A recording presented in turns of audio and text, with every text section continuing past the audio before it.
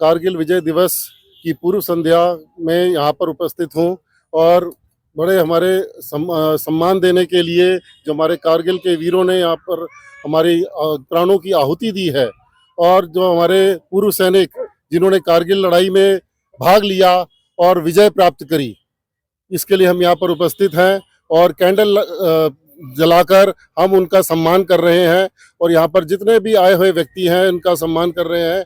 बड़े गर्व की बात है कि हमने 25वीं सालगिरह पर उनको याद किया है और उनको प्राणों की आहुति की जो दी है उन्होंने, उसको हम याद कर रहे हैं और हमें याद करने की ज़रूरत है हमारे देश को कि आगे भी हम अपने देश के लिए उसका सम्मान ऊपर रखने के लिए, देश के झंडे का ऊपर रखने के लिए हम सम्मान कर सकें। धन्यवाद। लोगों को क्या कहना चाहेंगे आज? लोगों को मैं ये बताना चाहता हूं कि जो हमारे सैनिकों ने, पूर्व सैनिकों ने बलिदान दिया है, चाहे कभी वो घायल हुए हैं या प्राणों की आहुति दी है, इसको हमें भूलना नहीं चाहिए। हमें अपनी हिस्ट्री, हमारे अपने इतिहास जो है, जितनी भी लड़ाइयाँ लड़ी हैं, इसको कभी भूलना नहीं चाहिए। 25 साल हो गए हैं, कई बच्चों ने कभी देखा भी नहीं होगा। ये लड़ाई एक पहली लड़ाई थी जो कि एक टेलीवाइज्ड वार था, जो टेलीविजन में सबने पहली बार कोई लड़ाई देखी और ये मतलब छाई रही पूरे टेलीविजन में कई हफ्तों तक। इसमें 500 से ऊपर हमारे देश के वीर जवानों ने अपना बलिदान दिया है। हमें उसे याद रखना चाहिए और आगे के लिए इससे मोटिवेशन लेकर हमें आगे बढ़ना चाहिए कि हम भी देश के लिए कुछ आगे कर सकें। और आज कारगिल दिवस की पूर्व संध्या पर मैं जो वीरों की शहादत है उनको ये पूरी धरती, पूरे हरियाणा की धरती नमन करती है।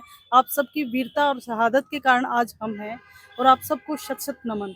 और अभी जो समुंदर सिंह जी ने बोला, बड़ी ही शर्मनाक बात है कि कोई प्रशासन का अधिकारी कोई यहाँ पर नहीं है। तो क्या देश के लिए अपनी जान कुर्बान करने के बाद क्या हमारे वीर जो शहीद हुए हैं या जो घायल होके भी हमारे लिए आज भी खड़े हैं, क्या ये फर्ज नहीं बनता कि एक विजय द्वार या उनकी याद में एक हम कुछ ऐसा बनाएं और ताकि हमें भी गर्व महसूस हो। और शहर की जनता से भी मैं ये अनुरोध करती हूँ कि कारगिल दिवस में जिन वीरों ने शहादत दी है, कृपया उन वीरों की शहादत को याद करते हुए उनके परिवारों के लिए ये सम्मान की बात होगी कि जो परिवारों के शहीद हुए हैं, जो बच्चे शहीद हुए हैं। मैं अभी थोड़े दिन पहले रविंदर सिंह जांगड़ा जी के यहाँ पे गई, उनके फादर उस पार्क की देखभाल कर रहे थे।